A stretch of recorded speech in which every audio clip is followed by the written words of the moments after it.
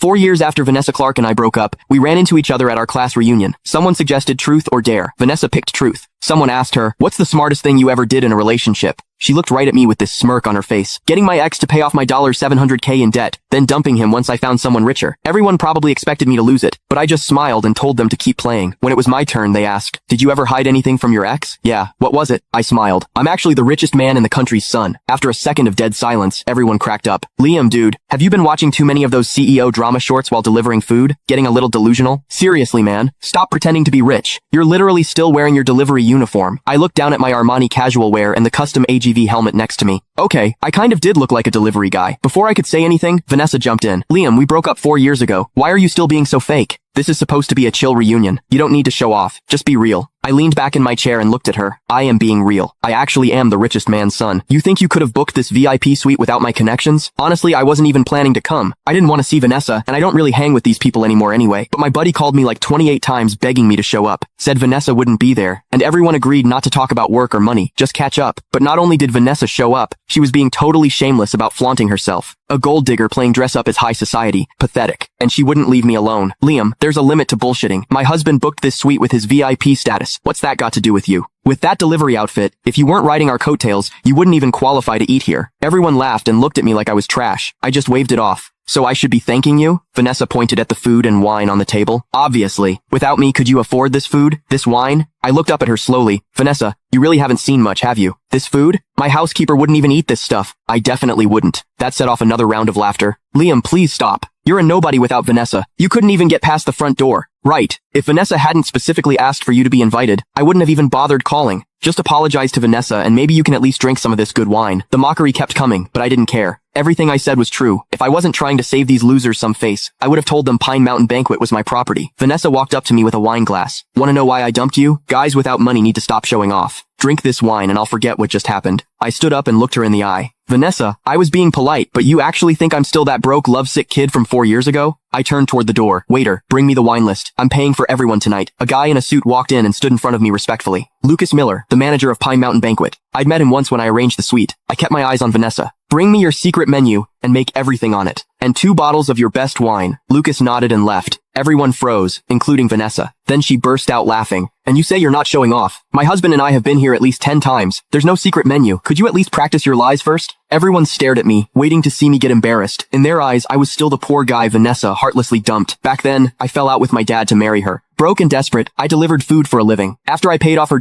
$700K in debt, she hooked up with some rich kid named Sebastian Ashford. Heartbroken, I went home to take over. You can find the full story in my bio. It's free.